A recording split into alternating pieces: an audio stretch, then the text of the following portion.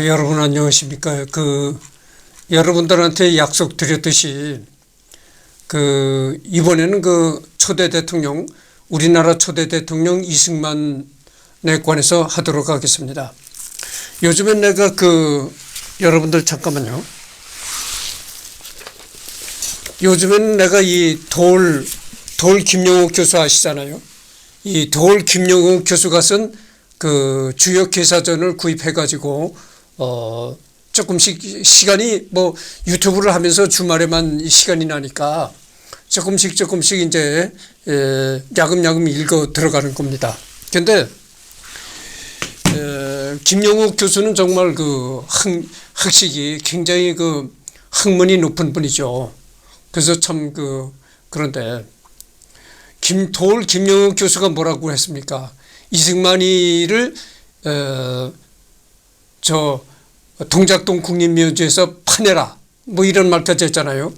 그런데 이승만이가 했던 정책 또 이런 거를 가지고 비판하는 건 당연히 있을 수가 있다고 생각하는데, 이승만이의 묘를 파멸해라 이렇게까지 얘기했다는 것은 너무나 지나친 얘기 아니겠는가 이렇게 생각을 합니다. 하여튼 좌우지간에 내가 돌 김영옥 교수의 돌 TV를 이렇게 시청하면서 느끼는 게 뭐냐면은 김영옥 교수님은 좌파적인 그런 정치 성향을 가진 분이에요. 내가 그걸 잘 알고 있습니다. 하여튼 그렇다는 걸 말씀드리고요. 그래서 이승만이가 내가 언젠가 얘기를 했는데 뭐라고 얘기를 했는 줄 아십니까? 이승만이는 두 얼굴의 사나이다. 두 얼굴이 두 개라고 내가 얘기를 했습니다. 그래서 어느 한쪽 얼굴을 보면 정말 독재자로 보이고 독재 정치를 한 사람으로 보이고, 어느 한쪽의 얼굴을 보면은 대한민국을 건국했다느니 해가지고 건국의 국부다 이렇게까지 얘기를 하고 아주 극과 극을 오간단 말이죠. 그러니까 한 사람이 이렇게 극과 극을 오가는 평가를 받고 있다는 거, 이게 참 어떤 면에서는 참 기막힌 일이라고 할 수가 있는데, 그래서 두 얼굴을 가졌다고 내가 얘기를 했던 겁니다. 이승만은 두 얼굴을 가진 사나이였다 이렇게 얘기를 하는데, 내가 어렸을 때 학창 시절에 말이죠. 학창 시절에 국사 교과서에 뭐라고 나왔었냐면은 이승만이가 독재자라고 나오진 않고 독재 정치를 한 사람이다 이렇게 나왔었어요. 독재 정치를 한 사람이다. 그러니까 교과서는 한 사람이 집필하는 게 아니잖아요. 여러 사람 집필진이 모여서 회의를 하고 거기서 나온 결론에 따라서 교과서를 집필하는 거거든요. 그런데 그러니까 여러 사람이 이승만이는 독재 정치라는 그런 판단을 내렸기 때문에 그렇게 교과서에 수록이 됐던 겁니다. 그런데 그때 당시에는 말이죠, 그렇게 이승만이가 독재 정치를 했다 이렇게 교과서에 수록이 됐어도 거기에 대해서 반박하는 세력들이 전혀 없었다 이런 얘기죠. 그래서 내가 이승만이를 한다는 거는 이승만이를 칭찬하기 위해서도 아니고 비판하기 위해서도 아니다 이런 얘기입니다. 나는 오로지 인간 탐구라는 시선에서 바라보는 이승만이를 얘기할 뿐이다 이런 얘기를 말씀드립니다. 이승만이를 비판해야 되겠다는 그런 선입견을 가지고 하는 것도 아니고, 이승만이를 칭찬해야 되겠다는 그런 선입견을 가지고 하는 것도 아닙니다. 그런 점을 여러분들은 명심해 주시길 바랍니다. 그래서 이승만이처럼 극과 극을 오가는 인물이 우리나라 역대 대통령 중에 거의 없을 것이라고 생각합니다. 한 곳에서는 이승만이가 런승만이요 독재자요 아주 극악의 평가를 내리고, 한쪽에서는 또 아주 좀 굉장한 극찬의 국부다 이렇게 얘기를 하고 있단 말이죠.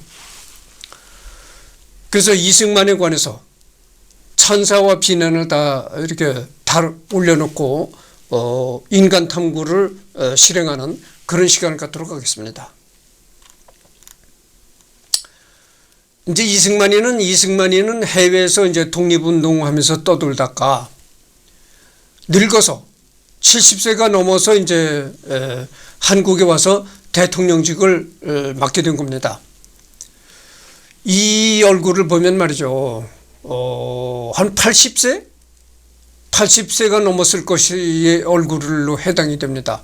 아주 주름이 자글자글하잖아요. 그리고 이 이승만 대통령 시절에는 메이크업이라는 관념이 없었을 때였습니다.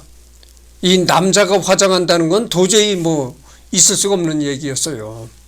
이 이승만 시대에는 남자가 화장한다 하면 뭘 저거 잘라내야지 이런 식으로 얘기를 할 때였습니다. 그러니까 남성이 화장한다는 그런 개념이 아예 없을 때였으니까 뭐 이렇게 있는 그대로 민 얼굴로 사진을 찍을 수밖에 없었다 이런 얘기죠. 그러니까 이승만 시절에 말이죠. 이승만 시절에 80세가 넘도록 살았다는 것은 굉장히 장수했다고 볼 수가 있는 겁니다. 그리고 또 내가 얘기를 하고 싶은 게 뭐냐면은 그 라디오 연속극 이런 데를 보면은 그 성우 구민이란 분이 있었습니다. 그분도 이제 돌아가셨는데 성우 구민이 이승만 목소리를 아주 흉내를 잘 냈습니다. 그래서 떨리는 목소리로 아주 끊어질 듯 이어지는 떨리는 목소리. 그게 성우 구민이가 흉내낸 목소리거든요. 이승만은 뭐 이렇게 아주 나도 흉내도 내기 어려운데 그게 원래 이승만의 목소리가 원래 그렇지 않았습니다. 젊었을 때는 이승만이도 이 말하는 게 빠르고 그렇게 말이 이렇게 떨림이 생기지 않았단 말이죠. 근데 늙으니까 내가 얘기를 했잖아요. 이승만 시절에는 나이 60을 대부분 나이 60을 못 넘기고 죽은 사람들이 많습니다. 근데 80세까지 80도 넘어 살았단 말이죠. 그걸 생각해 보세요. 그러니까 이승만이가 너무 늙어서 그렇게 된 겁니다. 너무 늙어서 성대가 변하고 그렇게 된 겁니다. 목소리가 늦어지고 그렇게 된 겁니다. 그래서 읽어보던 그러면 내가 왜 이승만을 하느냐? 인간 탐구로 유튜브를 인간 탐구로 하기 때문에 이승만을 하는 것뿐이에요. 나는 이승만이라고 해가지고 여러분들 내가 이씨잖아요. 이씨라고 해가지고 이승만이하고 뭐 조금이라도 어떻게 학렬이 뭔 족보라도 어떻게 되나 이렇게 아예 생각하지 마시기 바랍니다. 여러분들요 이씨라고 다 같이 생각한다면 너무나 그건 잘못된 생각입니다. 우선 이승만이는 어디 이씨죠? 전주 이씨입니다. 나는 어디 이씨죠? 경상남도 진주 이씨입니다. 그러니까 이승만이는 전라북도 전주 이씨요. 나는 경상남도 진주 이씨라고 합니다. 완전히 다릅니다. 그리고 내가 그러니까 내가 뭐 이승만이를 두둔할 아예 건덕지가 없다 이런 얘기예요. 두둔할 이유가 없다고죠. 그러니까 이 인간 탐구니까 내가 하는 게 유튜브 인간 탐구니까 어디까지나 이승만이를 찬성하는 의견과 비난하는 의견을 동시에 다루겠다 이런 얘기입니다. 그러니까 이제 시작하도록 하겠습니다. 출생은 시작이 1875년 3월 26일에 출생했습니다. 그러니까 여러분들 내가 갑신정변 얘기를 자주 합니다만은 갑신정변이 언제 일어났었죠? 1884년에 갑신정변이 일어났다 그 말이죠. 그러니까 갑신정변이 일어났던 그 해에 이승만이가 9살 어린애였다 그거죠. 그렇고 그래서 이승만이는 앞으로 이제 리딩을 해나가면 이런 얘기가 나오겠습니다만은 이승만이는 좀 뜻깊은 인물이라는 게 생각이 드는 게 뭐냐면은 잘못하고 잘하고 이걸 떠나서 뜻깊은 인물이라는 게 뭐냐면 이승만이는 고종임금 시대의 사람이었습니다. 고종임금 시대에서부터 이렇게 연결이 된 사람이에요. 고종임금 시대에서부터 대한민국 정부국 수립이 될 때까지의 이렇게 연결이 된 사람이다 그거죠. 그렇게 아시면 돼요. 그래서 고종의 폐위를 주장하다가 감옥살이도 하고 그랬었단 말이죠. 읽어봅시다. 1875년 3월 26일 이때는 갑신정변이 일어나고 9년 후에 태어났다 고입니다. 고향은 황해도 평산 도호부 마산방 삼리 능안골에서 태어났다. 평산도호부. 그러니까 황해도 평산군이라는 데서 태어났다 이거죠. 황해도 평산군. 여기가 그 황해도 개성동 공단에서 거리가 어떻게 되는지 모르겠습니다만은 하여튼 넘어가도록 하겠습니다. 사망은 1965년 7월 19일 향년 90세에 사망했다. 우리나라 나이로 90세에 사망했다고 그죠.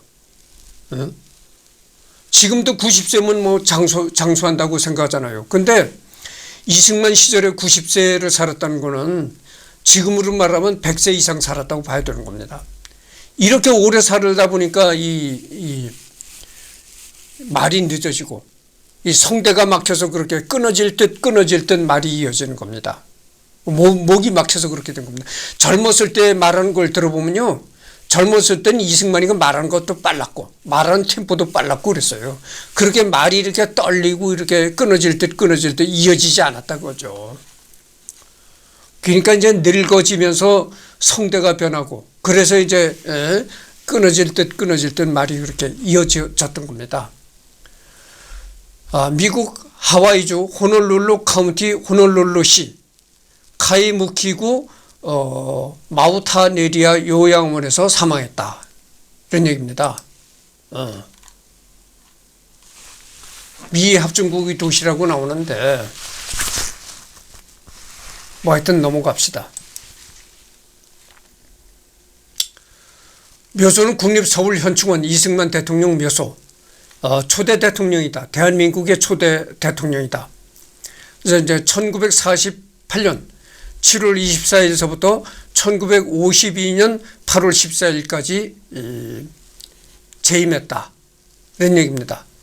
그 다음에 이제 제2대 대통령.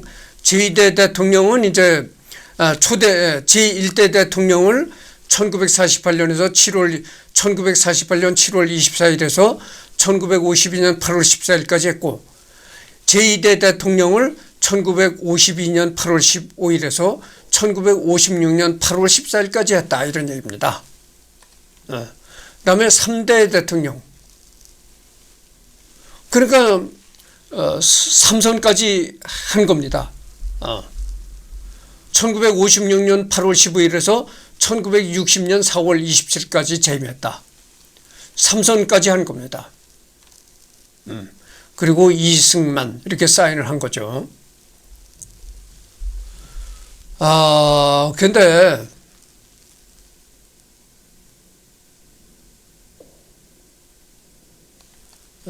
여기 보면은 내가 언젠가 이런 얘기를 했습니다. 정치라는 건 타이밍의 예술이다. 이런 얘기를 했습니다. 그러면서 뭐라고 내가 얘기했냐면은 박수 받을 때 떠나라. 이런 얘기를 내가 한 적이 있습니다. 이승만이가 말이죠. 2대 대통령까지 해먹고, 요 2대 대통령까지 해먹고 물러났어야 되는 겁니다. 자기가 특별 기자회견을 요청해가지고 국민들 앞에 밝혀야 되는 겁니다. 여러분, 나는 이제 외국에서 독립운동을 하다가 한국 정부를 수립하고 또 바람 앞에 등불인 6.25라는 그 국가적인 극한 상황을 만나가지고 그런 극한 상황에서 본의 아니게 극약 처방을 했다. 그러니까 보도연맹 그 학살건도 있고 또 피난지에서 정치파동도 일으켰고 그런 일을 했지만 그것이 그 바람 앞에 등불일 때의 극약 처방이라는 것을 국민들은 아주 너그럽게 이해해달라. 그리고 이 순간 나는 대통령직을 떠나고 모든 정치계를 떠나겠다. 이래가지고 스스로 물러났어야 된다 이거죠.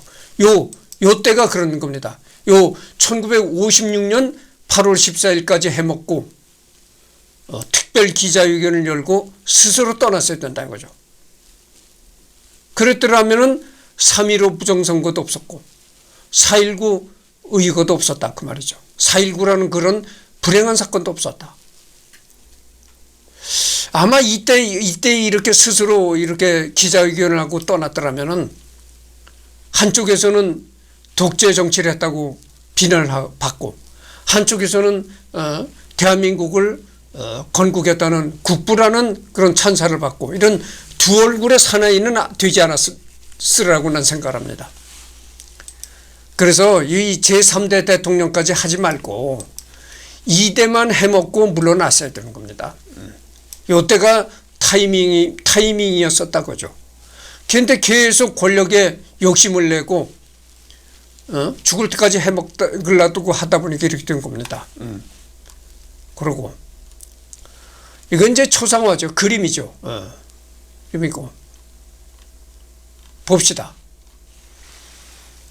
이승만 대통령 취임 선서 육성. 이승만 대통령이 직접 육성입니다. 이승만 대통령이 이 대한민국의 초대 대통령으로 뽑혔을 때 나이가 뭐 72세인지 74세인지 하여튼 뭐 그렇다고 난 봅니다. 이승만의 목소리인데 한번 들어보십시오.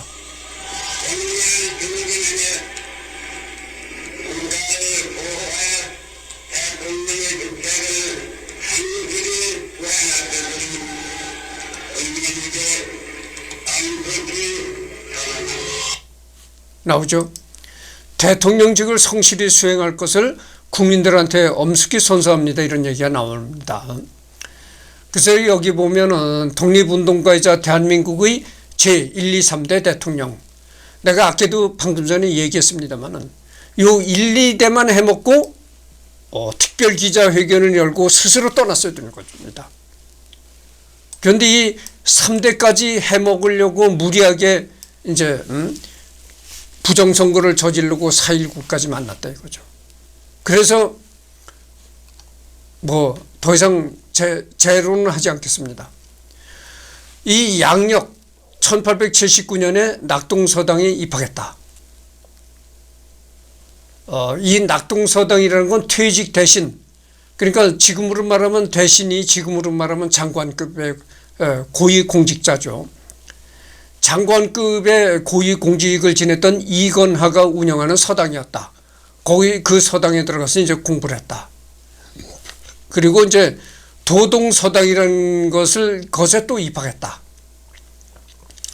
사관원 대사관을 지낸 이근수가 운영하는 서당으로 한성부 용산에 위치해 있었다. 그 다음에 이제 1895년 배제학당에 입학합니다. 이때가 1895년이니까 어떻게 됩니까? 1884년에 갑신정변이 일어났으니까 갑신정변이 일어나고 11년 후에 이승만이가 배제학당에 입학했다. 지금의 이제 배제고등학교죠. 현재 배제고등학교. 뭐 하여튼 넘어갑시다. 그래서 이제 배제고등학교라는 건 서재필이 세운 최초의 학생단체, 이건 뭐 아닌 것 같고 하여튼 넘어갑시다. 이 서재필이가 여기서 또 서재필 얘기가 나올 수밖에 없는 게 뭐냐면은 이 배제학당에 입학했을 때 입학해가지고 이승만이가 서재필이한테 이제 배우는 겁니다. 이 서재필이가 이승만의 스승이었습니다. 그렇다는 걸 말씀드리고 1896년 2월 배제학당 복학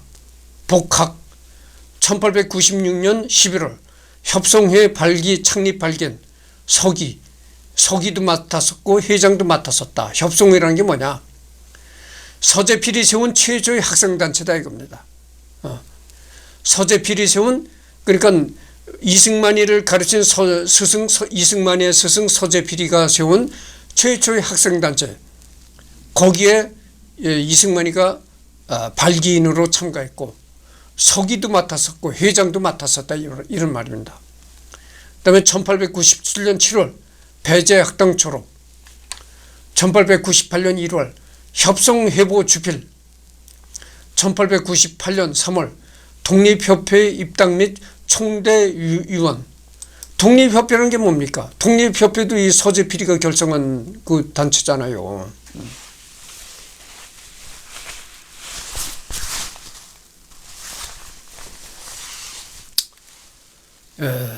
창립자 서재필이라고 나오잖아요. 이념, 자유주의, 뭐 대한제국, 급진주의 개화당, 입헌군주주의. 그러니까 이렇게 그 독립협회에서 주장한 게 이겁니다. 독립협회라고 하니까 여러분들 오해하지 마십시오. 독립협회라니까 일본으로부터 뭐 독립을 얘기하는 것이 아닌가, 이렇게 생각을 하면 안 됩니다. 그때는 일본에 점령당하기 전이니까, 이때 독립이라는 것은 무슨 얘기냐면은, 주로 청나라로부터의 독립을 얘기하는 거예요. 그리고, 입헌군국주의를 만들자. 왕이 통치하는 나라가 아니고, 왕 밑에 총리 대신의 정권을 가지고 하는 이런 입헌군주주의라는 게 그겁니다. 내각제. 내각제의 정치를 실현하자, 이런 얘기입니다. 그리고 뭐 민중계몽운동, 친일, 반청, 반노, 친미 이런 거에 나오고. 그래서 이게 서재필이가 창립한 단체죠.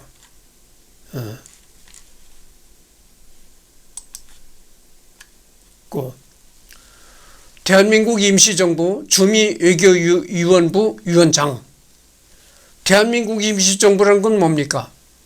이게 이제 상하이의 임시정부를 얘기하는 건데,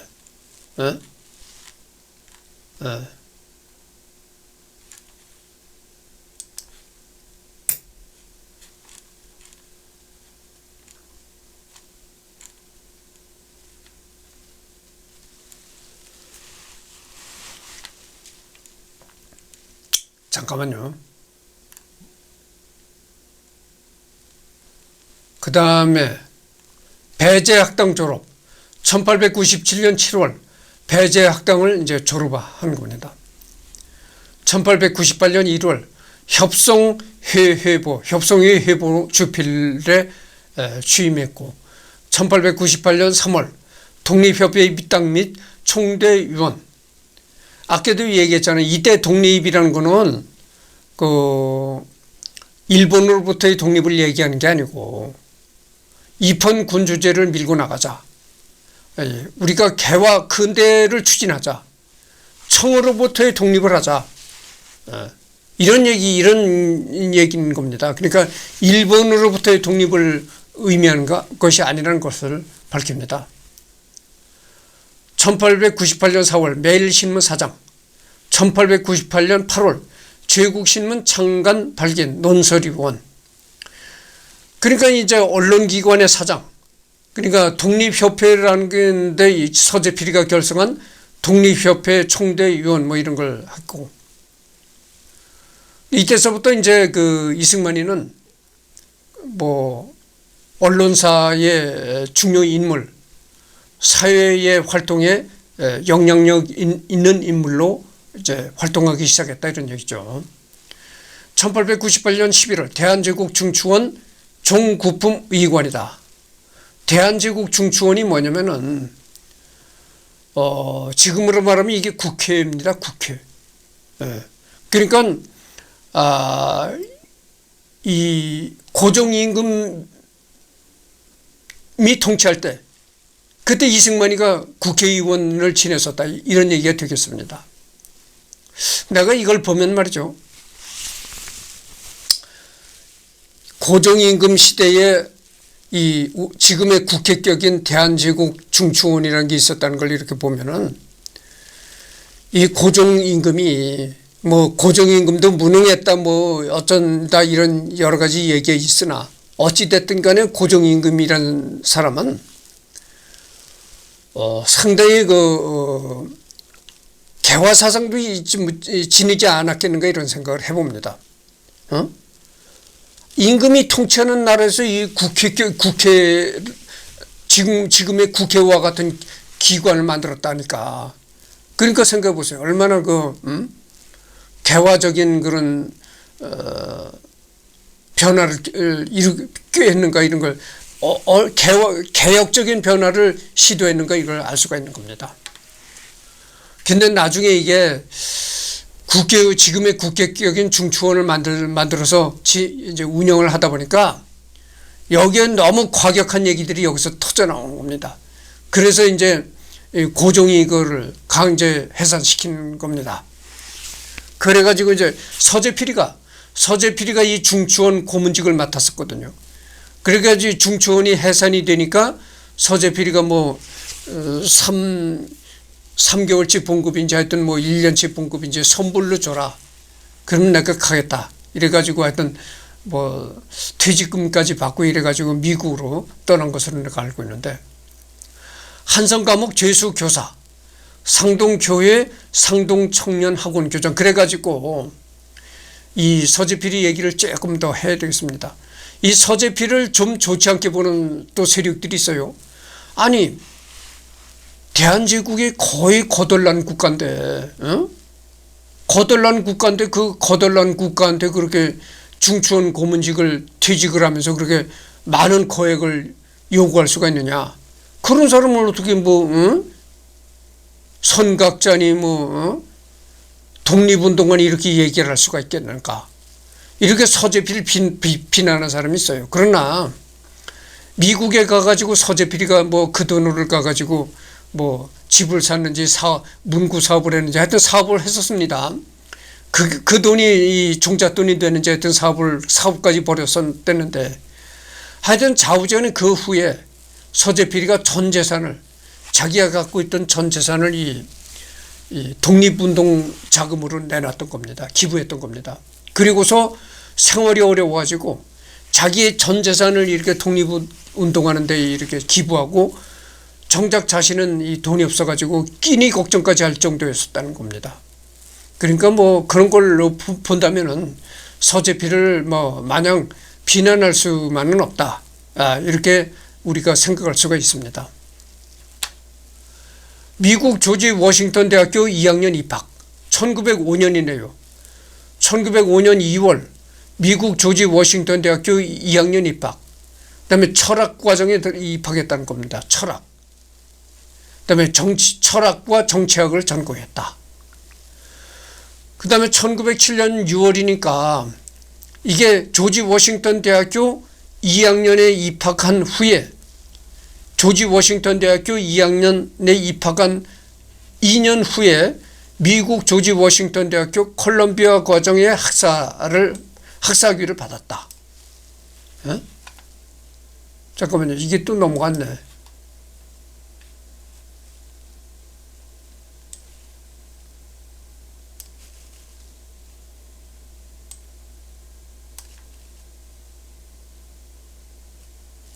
잠깐만요. 예.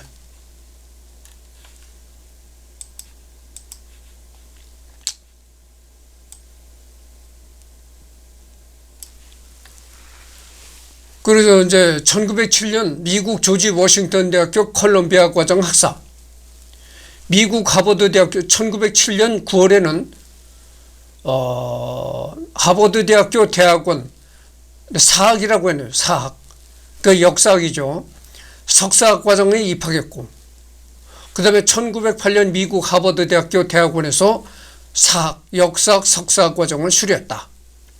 그리고 1908년 9월에는 미국 프린스턴 대학교 대학원 박사과정 입학. 여기서는 이제 정치학, 국제법 전공. 그 다음에 1910년 2월에는 미국 하버드 대학교 대학원 사학 석사.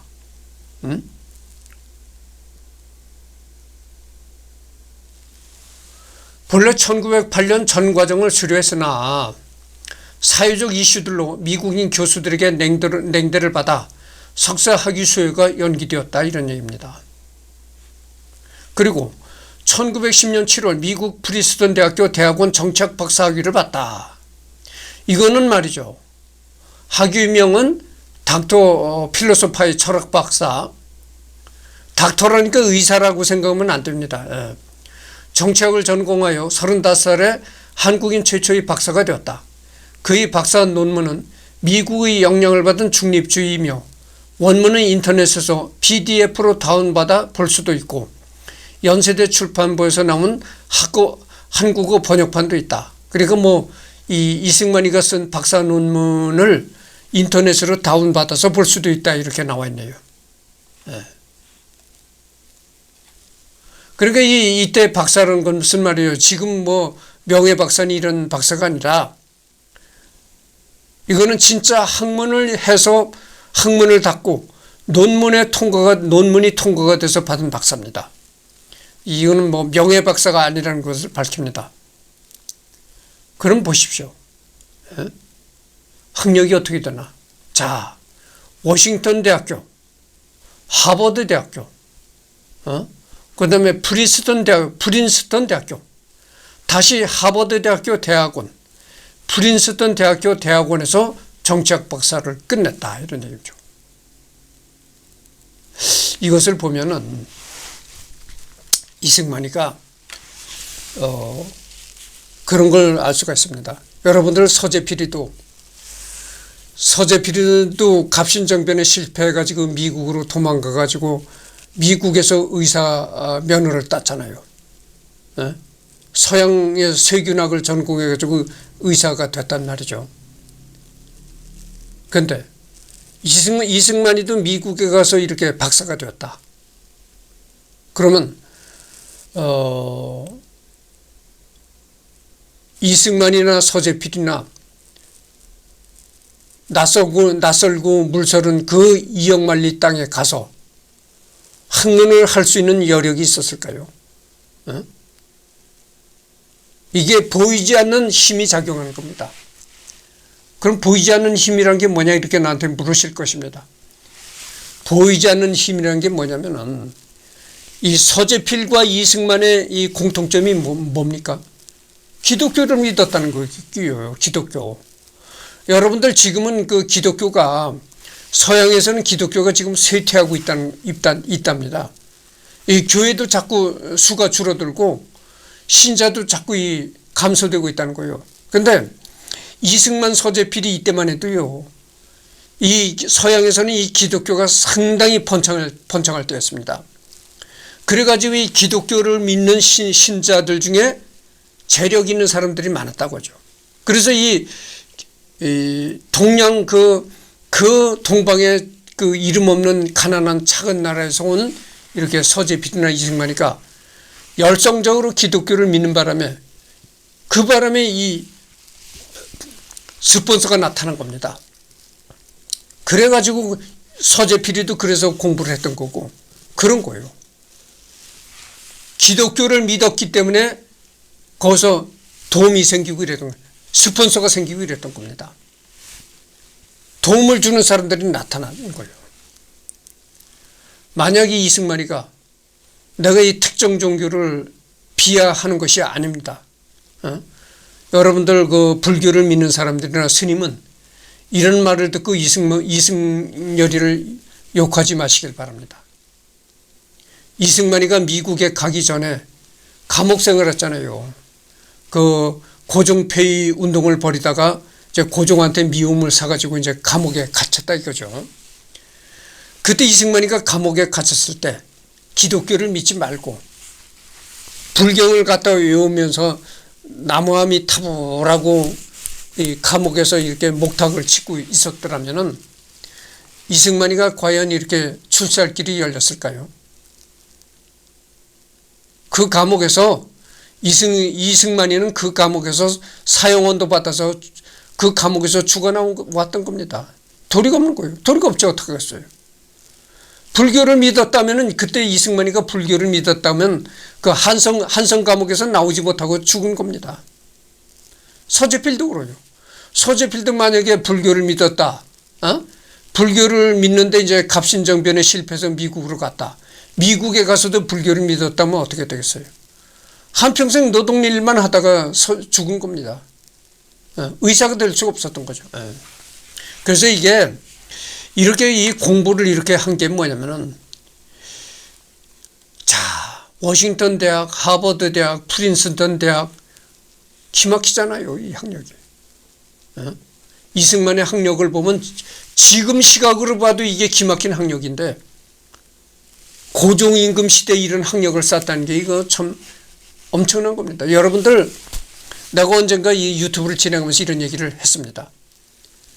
이게 내가 그 조상들한테 들은 얘기인데, 그 일제시대에 어떤 일이 있었냐면, 일제시대만 해도요, 대학생이 그렇게 적었다는 겁니다. 그러니까 일제시대 때도 이 지금으로 말하면 수도권, 이 경기도 이쪽에 뭐 읍소재지 같은 데는 대학생이 그래도 있었는데, 저 강원도 시골의 읍소재지, 군소재지에는 정말 군소재지가 대학생이 한 명 있을까 말까 이랬다는 거예요. 그러니까 그때 일제시대 때 말이죠. 그래서 군소재지에도 대학생이 한 명 있을까 말까 이랬다는 거예요. 그래서 어쩌다가 대학생 한 명이 나오잖아.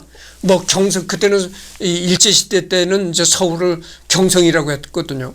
경성에 가서 뭐 제국대학이라도 경성제대라도 다니고 졸업했다. 그러다가 이제 부모님이 사는 고향에 잠시 들르러 온다 하면은 전 군민들이 길 옆으로 쫙 도열해 있다는 겁니다. 환영하기 위해서. 그래서 그 학생이 경성제대 사각모를 탁 이렇게 차에서 내려서 마을에 걸어 들어오면은 이 군민들이 나가서 쫙 뭐 길 옆에 길 가상자리에 늘어서 가지고 박수를 쳐댔다는 거예요. 대통령이 오는 것 같은 그런 환영식을 열었다는 겁니다. 그렇게 이 희소가치라는 게 대단했던 겁니다. 그렇게 대학생이 드물은 거예요. 이 군소재지에도 대학 교육을 받은 사람이 한 사람이나 있을까 말까 그런 시대였다는 거예요. 그게 바로 일제시대 때 그랬다고요. 그런데 일제시대보다 더 옛날인 고종임금 시대에 이승만이가 워싱턴대, 하버드대, 프린스턴대 이런 데 줄줄이 다녔는데 이게 어떻게 되겠습니까? 그러니까 이런 학력을 보고 누군가 또 말을 해. 누군가 또 시비 거는 사람이 뭐라고 하냐면은 이때 지금은 워싱턴 대학교 뭐 하버드 대학교 인류대학이지만 인류대학이라서 지금은 이런 학교들이요. 학사 관리가 엄격합니다. 학생들의 그 학점이라든가 성적 관리가 굉장히 엄격하죠. 근데 이승만이가 다녔을 옛날에도 이렇게 엄격했을까? 그렇지 않았다는 겁니다. 이승만이가 이렇게 하버드대나 이렇게 다닐 때는 지금에다 대면 느슨했다는 거죠. 그러니까 학점 관리, 뭐 성적 관리 이런 게 굉장히 느슨했다는 거예요. 그래가지고 웬만하면 학사, 박사, 이렇게 됐다 이런 얘기가 이제 이렇게 얘기하는 사람들도 있어요. 그래서 그때 이승만이 그렇게 하버드 대학이 그렇게 느슨하던 시절에 거기서 뭐 석사를 받아내 박사를 받아내 그게 뭘 대수냐 이렇게 비난하는 사람도 있습니다만은 내가 얘기했잖아요. 일제시대에도 사각모를 쓰고 고향에 온다면 대통령이 오는 것처럼 다 길 옆에 도열해가지고 박수를 치고 환영을 했는데 그러던 시대였었는데 고종임금 시대에 아무리 뭐 학사 관리가 느슨했다 어쨌다 하든가 어쨌든 간에 미국에서 조지 워싱턴 대학, 하버드 대학 이런 데서 박사 학위를 받았다는 건 이건 상당한 겁니다. 내가 얘기를 했잖아요. 이 뒤에 보이지 않는 힘이 작용했다. 그 힘이 뭐냐? 바로 이승만이가 기독교를 믿었기 때문에 이렇게 공부를 할 수 있는 기회를 얻을 수 있었던 겁니다. 기독교의 힘입니다. 바로 이승만이가 이렇게 공부를 한 것은 말이죠. 기독교의 힘이에요. 방금 전에도 내가 얘기했잖아요. 이승만이가 기독교를 믿지 않고 불교를 믿었더라면 미국 가는 거는 둘째치고 한성 감옥에서 죽은 겁니다. 응? 그때는 이 기독교의 위세라는 게 이렇게 대단했던 겁니다. 근데 이제는 서양에도 기독교가 이렇게 쇠퇴하는 그런 단계에 있다는 겁니다. 근데 하여튼 이승만이나 서재필 시대는 이렇게 기독교의 힘이라는 게 대단했다고 하죠. 기독교의 힘이 있었기 때문에 서재필도 성공을 한 거고 이승만이 또 성공을 했다 이거죠. 그래서 내가 또 한 가지 얘기하고 싶은 게 그거예요. 이렇게 화려한 학력을 지닌 사람이 초대 대통령이 된 거, 그게 보면 말이죠. 그때 대한민국이라는 게 뭡니까? 일제식민지 치하에다가 방금 독립한 아주 가난한 신생국이다 그 말이죠. 아프리카보다도 더 가난했다는 거예요. 그때 한국이라는 건 지금의 뭐 아프리카, 잠비아, 뭐 케냐, 가나 이런 데보다도 더 가난했다는 거예요. 그렇게 금방 독립한 신생국, 무지막지하게 가난했던 그 동방의 조그만 나라, 그 나라의 초대 대통령을 지닌 사람이 이렇게 어마무시한 빛나는 학력을 가졌다. 이거는 이렇게 어마무시한 빛나는 학력을 가진 사람이 초대 대통령을 했다는 그런 게 이 초대 그 아주 동방의 가난한 그런 그 볼품없는 대한민국이 이런 점으로 해서 위상이 높아질 수 있었다. 이런 얘기를 하고 싶은 거예요. 예를 들어서 이 대한민국이 북한의 김일성과 같은 뭐 중학교 중퇴를 했는지, 김일성이가 중학교 중퇴를 했다고 그럽니다. 그렇게 중학교 중퇴한 사람이 대통령을 했다면 어떻게 되겠어요? 국제적으로 외국에서 어떻게 보겠습니까? 대한민국이라는 나라를. 그렇게 동방에 이름도 없는 조그만 그 분단된 나라, 그렇게 가난한 나라, 그 나라의 고작 대통령이라고 뽑힌 사람이 중학교 중퇴자였다. 참 이게 그 나라의 그 위신이라는 건 땅에 떨어진 거죠. 외교적으로 볼 때도 그렇다 그죠. 그러나 아무리 나라는 쬐끄맣고 가난했다고 해도 이렇게 글로벌한 학력을, 빛나는 글로벌한 학력을 지닌 사람이 초대 대통령을 했다. 이거는 그날 그럼으로써 이 대한민국의 위상이 많이 높아질 겁니다. 유엔에서 지금은 뭐 유엔이 소련과 중공이 자꾸 깽판을 쳐가지고 유명무실해졌지만 6.25가 일어나서 즉각적으로 유엔이 개입하고 강력하게 유엔이 나간 게 이런 점도 작용했으리라고 난 봅니다. 미국에서 글로벌한 그런 화려한 학력을 지닌 사람이 대통령이 되었다. 유엔에서 그렇잖아요. 한반도의 대한민국 정부는 한반도의 유일한 합법 정부라고 선포했잖아요. 그러니까 한반도의 유일한 합법적인 정부가 대한민국이니까 어떻게 됐어요?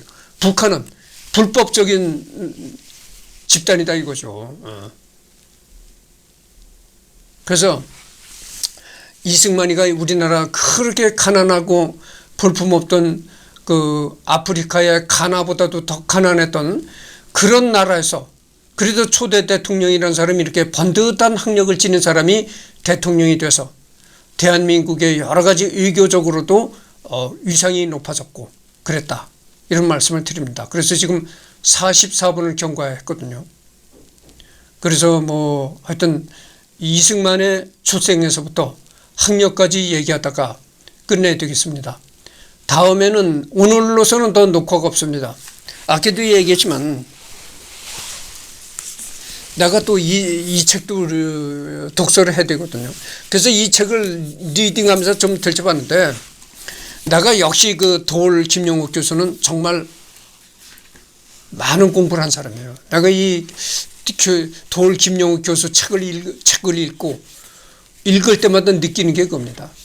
정말 도올 김용옥 교수는 공부를 많이 한 사람이다. 이런 걸 느끼는데 다만 도올 김용옥 교수가 이승만이를 뭐 파묘해야 된다 이렇게까지 주장해서 너무나 그건 지나친 주장이다 이런 말씀을 드리고, 어찌됐든 뭐 좌파적인 그런 성향을 가진 분이긴 하지만 하여튼 배운 거는 참 많다 이런 걸 새삼 느낍니다. 그래서 이거를 내가 지금 틈이 나는 대로 조금씩 읽어 나가고 있어요. 근데 그래서 내가 인간 탐구를 하잖아요. 그래서 이 도올 김용옥 교수도 한번 해볼까 이런 생각을 했습니다. 근데 지금 45분을 경과했습니다. 조금 더 얘기를 하고 끊어야 되겠습니다. 여러분, 내가 이 인간 탐구라면서 지금 현재 살아서 활동하는 사람들을 민명했습니다. 조갑제도 했고, 그 다음에 뭐 목사, 전광훈 목사도 했었거든요. 전광훈 목사나 조갑제 이런 사람이 이 현재 활동을 하고 있는 사람이죠. 저 세상으로 간 사람이 아니다고죠. 이렇게 살아있는 사람을 이제 인간 탐구를 하다 보니까 어떤 얘기가 있느냐면 그래. 아니 무슨 살아있는 사람을 다루느냐. 적어도 한 인간이 이 세상을 떠났다, 이 세상을 살다가 떠난 후래야 그 사람에 대한 얘기를 할 수가 있는 것이지. 어떻게 살아있는 사람을 얘기를 하냐. 이렇게 얘기한 사람이 있어.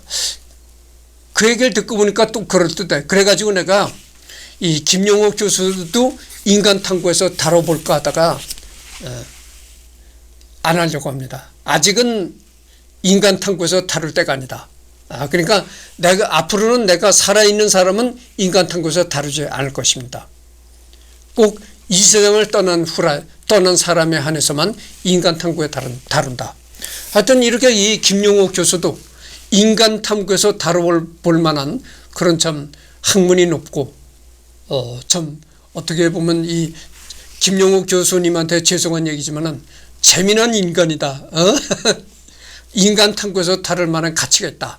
근데 아직은 때가 아니다 이런 말씀을 드립니다. 그래서 충분히 인간 탐구에서 다룰 만한 가치 있는 분이긴 하지만 돌아가신 후래야 다룰 것입니다. 내가 김용옥 교수보다는 나이가 어린 사람이니까.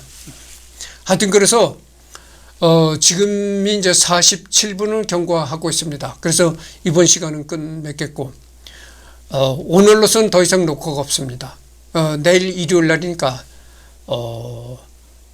이승만의 학력에 덧붙여 가지고 계속해 나가도록 하겠습니다.